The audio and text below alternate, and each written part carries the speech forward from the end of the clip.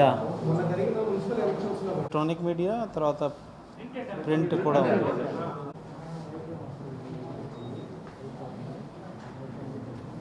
H6 is there and లో sarpanch elections మరియు urban local body elections విజయవంతంగా గుంటూరు జిల్లాలో జరిగినాయి.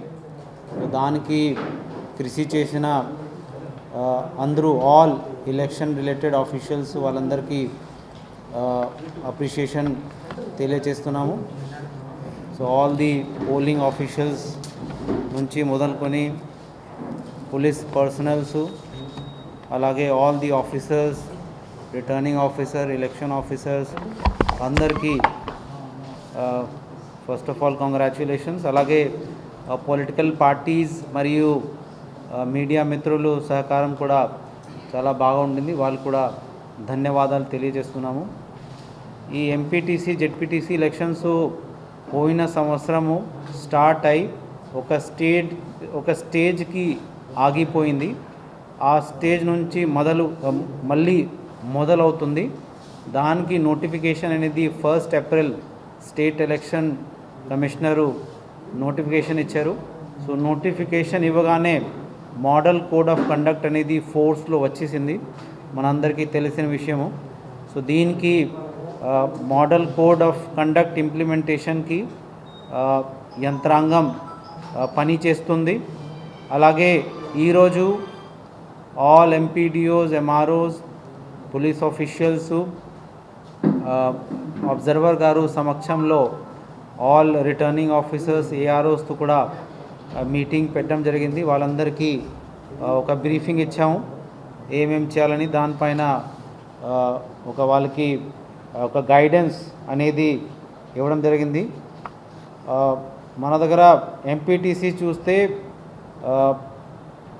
862 ఎంపీటీసీస్ ఉన్నాయి. దాంట్లో అన్కంటెస్టెడ్ 226 ఉన్నాయి.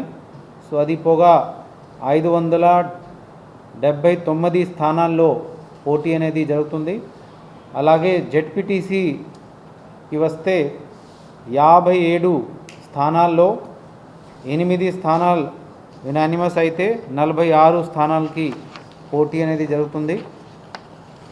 పోలింగ్ 8 ఏప్రిల్, ఏమైనా రీపోల్ జరగాలని ఉంటే అది 9 నాటికి, కౌంటింగ్ ఆఫ్ ఓట్స్ 10 ఏప్రిల్కి జరుగుతుంది 8 AM ఆన్వర్డ్స్. అండ్ కౌంటింగ్ అయిపోయిన వెంటనే రిజల్ట్ అనేది డిక్లేర్ అవుతుంది. మనము AROs already are in place. Joint collector ఆసరా, who is also DRO in charge, ఆయన జెడ్పీటీసీకి రిటర్నింగ్ ఆఫీసర్గా ఉన్నారు. అలాగే ఏఆర్ఓ 3 మనము పెట్టాము. 1-2 మార్పులు ఉండేది, అది డిస్ట్రిక్ట్ ఎలక్షన్ అథారిటీ ద్వారా మార్చుకోవడం జరిగింది. పోలింగ్ పర్సనల్స్ ఆల్రెడీ మనం టేకప్ చేసాం. వాళ్ళకి ట్రైనింగ్ అనేది 5 ఏప్రిల్ ఆ రోజున జరుగుతుంది, first round training. Second training class 7th నాడు టేకప్ చేస్తాం.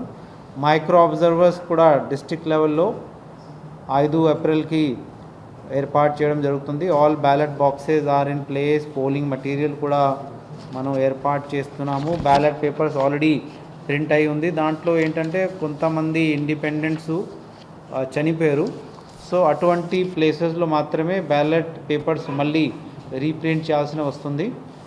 దాంతోపాటు మనకి 2 జెడ్పీటీసీ అండ్ 8 ఎంపీటీసీ చనిపోయారు. సో అటువంటి స్థానాలకి, అంటే వాళ్ళు ఒక సింబల్ కలిగిన పార్టీ సంబంధించిన వ్యక్తులు కాబట్టి అటువంటి ప్లేసెస్లో ఇది అడ్జర్న్మెంట్ ఆఫ్ పోల్ కింద వస్తుంది. వేరే డేట్ స్టేట్ ఎలక్షన్ కమిషనర్ వారు చెప్తారు, అది ఆల్రెడీ వాళ్ళ నోటీస్కి తీసుకెళ్ళడం జరిగింది. పోస్టల్ బ్యాలెట్కి కూడా అన్ని ఏర్పాట్లు చేసాం. పోలింగ్ స్టేషన్స్ చూస్తే 2470 పోలింగ్ స్టేషన్స్ ఉన్నాయి.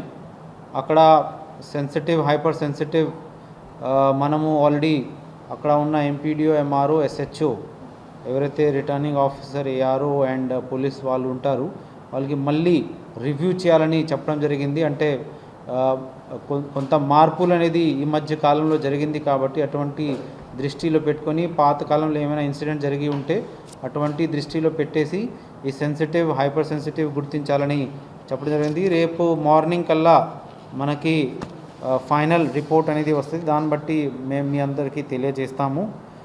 అలాగే జోనల్ మెజిస్ట్రేట్ రూట్ ఆఫీసర్స్ అవన్నీ టేకప్ వీళ్ళు ఏర్పాటు చేస్తాము.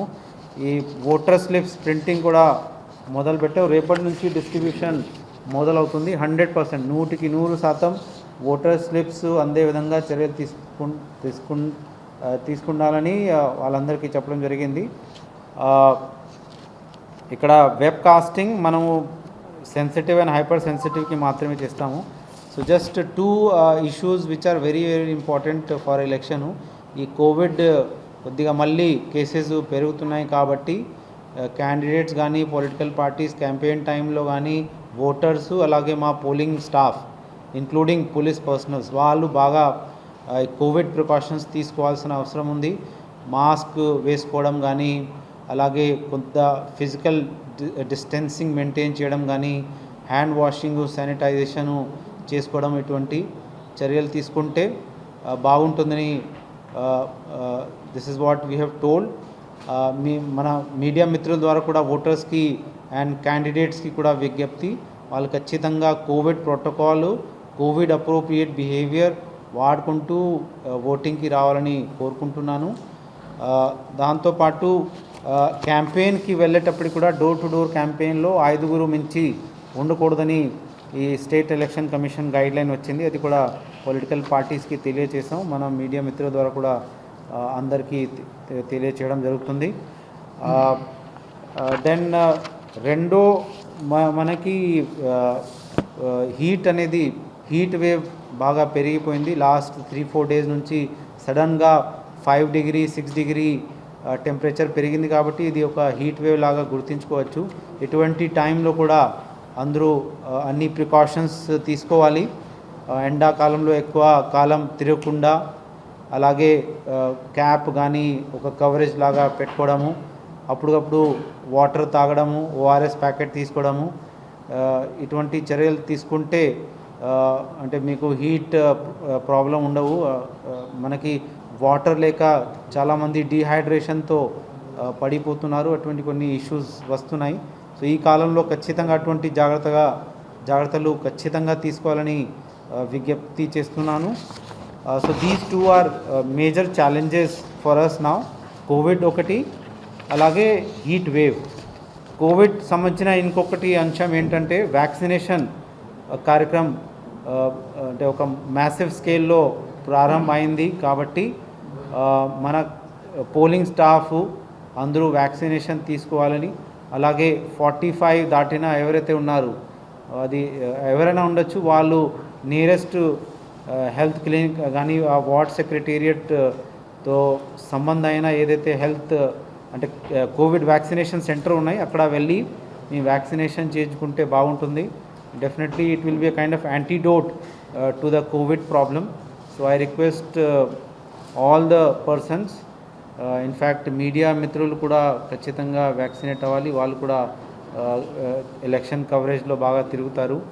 So they are also like kind of staff who are at the front line. So I request all of you to get yourself vaccinated.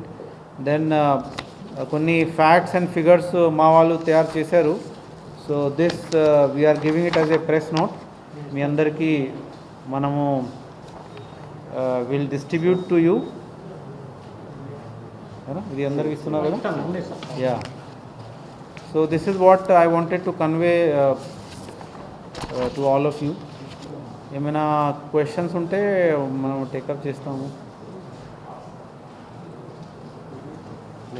ఏదైనా suggestions sir? ఏది tea coffee మజ్జిగ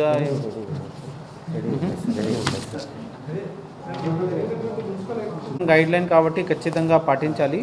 ఎటువంటి ఎక్కడైనా ఈ వయలేషన్ జరిగితే మన దృష్టికి తీసుకువస్తే ఖచ్చితంగా యాక్షన్ తీసుకుంటాము. 5 మించి ఎందుకు ఉండకూడదు అంటే కోవిడ్ వచ్చింది కాబట్టి ఇటువంటి విధానం పెట్టుకోవడం జరిగింది. ఎలక్షన్ కమిషన్ వారు guideline, election commission of India వారు గైడ్లైన్ ఇచ్చిన తర్వాత same to same guideline state election commission వారు కూడా అడాప్ట్ చేశారు. సో అందుకనే ఇది డెఫినెట్గా ఖచ్చితంగా పాటించాల్సిన అవసరం ఉంది. ఎక్కడైనా వయలేషన్ జరిగితే మేము చర్యలు తీసుకుంటాము. ఈ కౌంటింగ్ సెంటర్స్ గురించి అన్నారు. కౌంటింగ్ సెంటర్స్ గురించి కూడా మనము అర్బన్ లోకల్ బాడీ ఎలక్షన్స్ టైంలో ఈచ్ వార్డ్కి ఒక టేబుల్ ఏర్పాటు చేసాం. ఇది సిమిలర్ ఫ్యాషన్ ఈసారి ఎంపీటీసీస్కి ఒక కౌంటింగ్ టేబుల్ ఏర్పాటు చేస్తాము. సో మండల్ హెడ్ క్వార్టర్లో ఒక సరైన సెంటరు సెక్యూరిటీ పరంగా కానీ స్పేస్ పరంగా కానీ చూసుకుంటూ ఈ కౌంటింగ్ సెంటరు ఇంకా ఫైనలైజ్ చేయాల్సిన అవసరం ఉంది. అంతే కదా, రీచెక్ చేయమన్నాం సార్. కౌంటింగ్ సెంటర్స్ అప్రూవల్ ఎవరు ఇస్తారు? కౌంటింగ్ సెంటర్స్ కూడా అప్రూవల్ నేనే ఇవ్వాలి. సో అక్కడ రిటర్నింగ్ ఆఫీసర్స్ వాళ్ళు ప్రపోజల్ పంపిస్తే we'll approve those kind of counting centres and more number of counting personnels, supervisors కానీ అసిస్టెంట్స్ కానీ, అలాగే more number of tables. Each MPTC ఒక టేబుల్ ఏర్పాటు చేసే విధంగా ప్లాన్ చేస్తున్నాము.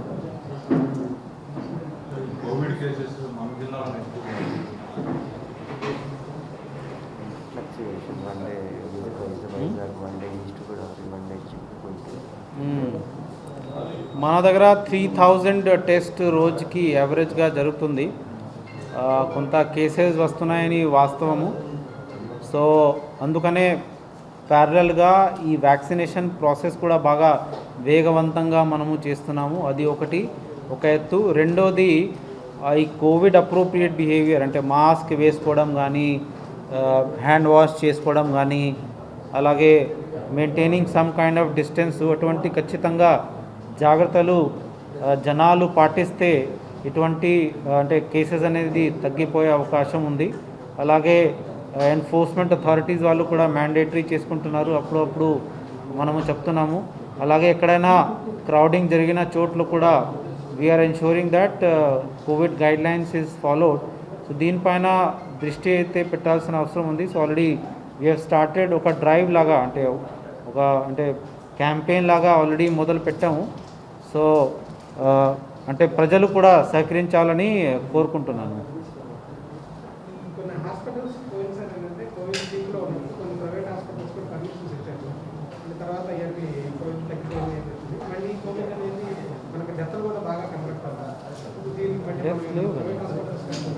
డెత్స్ లేవు అంటే జస్ట్ 1 or 2 మాత్రమే, 1 or 2 డెత్స్ మాత్రమే జరుగుతున్నాయి. సో మీ క్వశ్చన్ ఏంటిది? హాస్పిటల్స్